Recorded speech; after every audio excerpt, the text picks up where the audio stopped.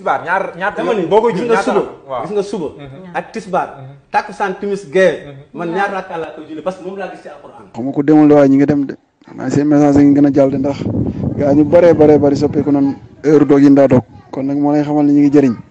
te it yu bëree bëri leer na seen bopp léegi julli ñaar rakka yeeg yu bëree bëri moom gaa yi kenn wéra deetu ko te waa bis yi moom dañ ko daan nëbbu walaay ndeysaan waaw te it ni ma ne la ñi ngi dem mooy seen audio yaa ngi dem fu bëree bëri daw fa àgg waaw